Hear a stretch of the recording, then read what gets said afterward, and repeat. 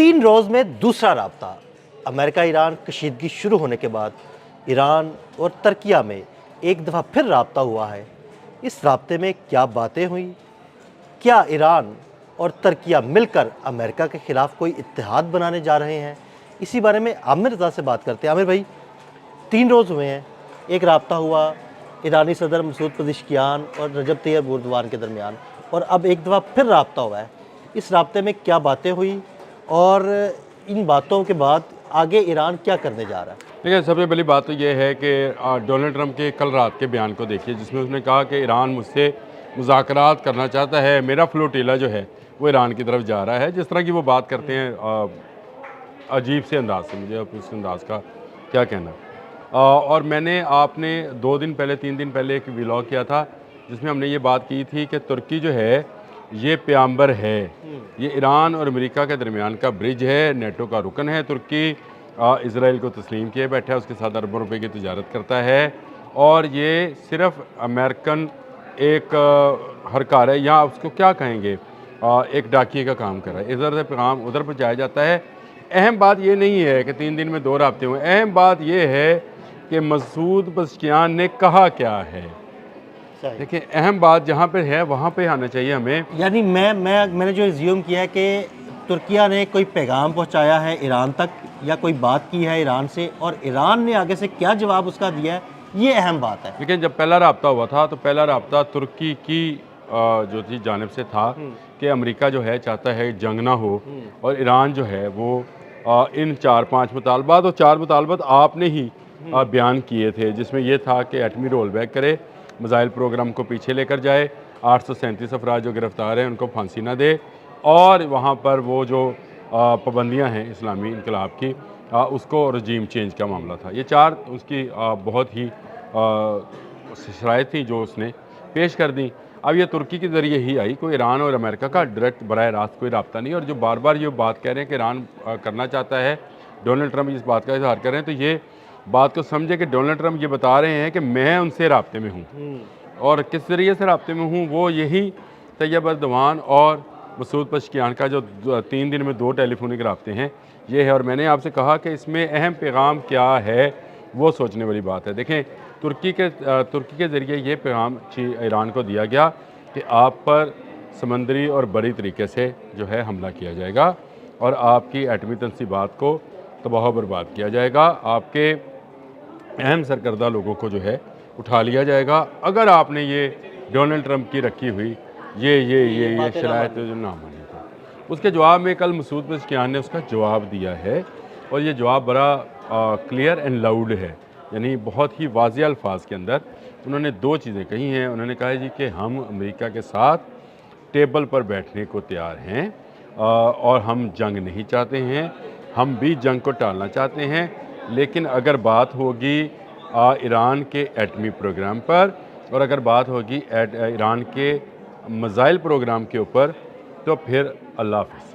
یعنی اگر دھمکیاں ملیں گی یا بدماشی کریں گے تو پھر منہ توڑ دیں گے۔ اب آپ کو بات سمجھ آئی جی، کہ انہوں نے کہا کہ ہم مذاکرات کے لیے تیار ہیں۔ دیکھیں، جنگ کسی کے لیے فائدے مند نہیں ہوتی ہے، نقصان چاہے امریکہ چاہے ایران ہے، سب کے لیے نقصان تھے، لیکن انہوں نے کہا کہ ہم اس شرائط پر کہ ایران اپنی سالیڈیریٹی، ایران اپنا تشخص، ایران اپنا اسلامی انقلاب، ایران اپنا ایٹمی پروگرام، ایران اپنا میزائل پروگرام، اس کو رول بیک کرے گا، ان شرائط پر ہم ٹیبل پر بیٹھنے کو تیار نہیں ہیں۔ ہاں، ٹیبل پر بیٹھا جا سکتا ہے، جو خطے کے مسائل ہیں اس پر بات کی جا سکتی ہے، جو راہ گزرے ہیں پانی کے اندر تیل کی، اس پر بات ہو سکتی ہے، ایران پر جو پابندیاں آئے تھے اور ایران کو اس وجہ سے جو سفر کرنا پڑا ہے اس پر بات ہو سکتی ہے، امریکہ کیا چاہتا ہے اور کیا نہیں اس پر بات ہو سکتی ہے، دونوں میں آپس میں رابطے بڑھ سکتے ہیں۔ لیکن یہ کہا جائے کہ وہ جو میں نے پچھلے ویلاگ میں آپ کے ساتھ ذکر بھی کیا تھا، $25 بلین والی، اس کو رول بیک کر لیا جائے کہ رشیا کے ساتھ آپ تعلقات نہ رکھیں،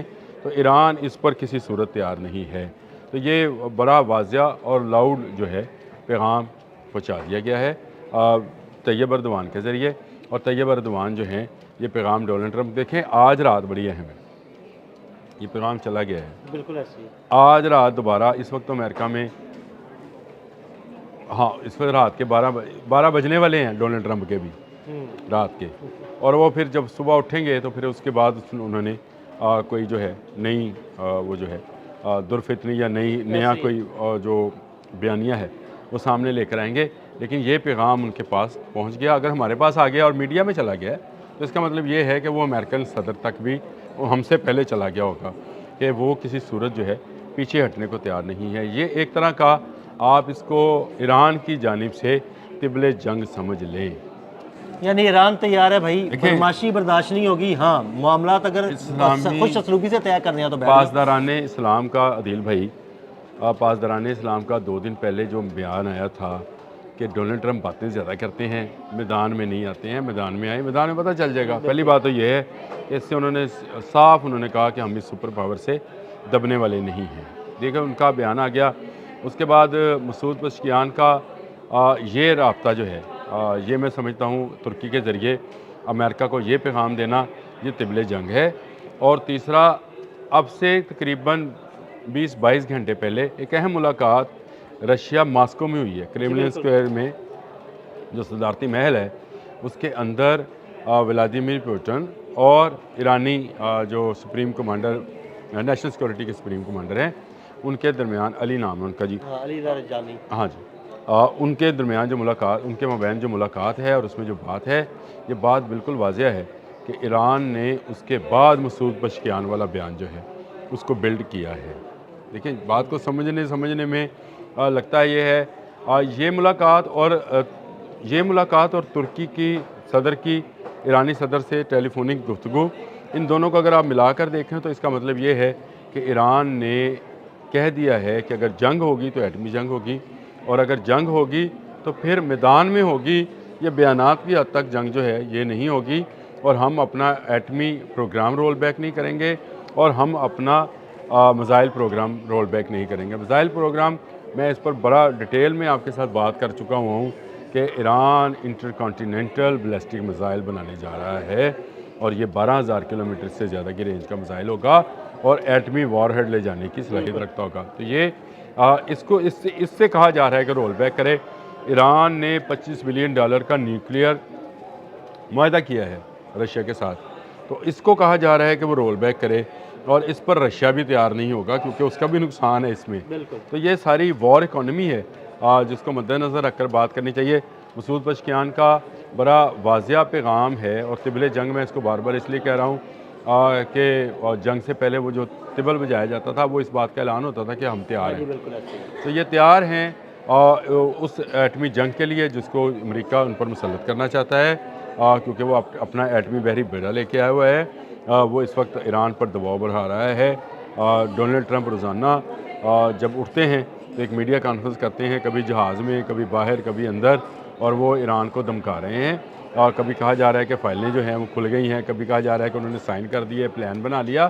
یہ سارے معاملات جو ہیں وہ اپنی جگہ پہ رہے، لیکن ایران اس وقت مرنے مارنے پر تلا ہوا ہے۔ میں نے ایک خبر سنی گزشتہ رات کہ امریکہ نے خطے کے ایک ملک کو جو ہے نا وہ پیغام پہنچا دیا کہ ہم ایران کو نہیں چھوڑیں گے۔ مجھے یہ لگتا ہے کہ وہ جو پیغام ہے وہ شاید ترکیہ کو ملا اور ترکیہ نے ایران تک پہنچایا۔ اچھا، یہ پیغام ترکی کو ملا تھا، اور ترکی کے وزیر خارجہ جو ہیں ان کا اس کے جواب میں ہی جو ہے وہ اعلان آیا تھا کہ ترکی کسی ملک کے داخلی معاملات میں کسی دوسرے ملک کی مداخلت کا کبھی حمایتی نہیں بنے گا۔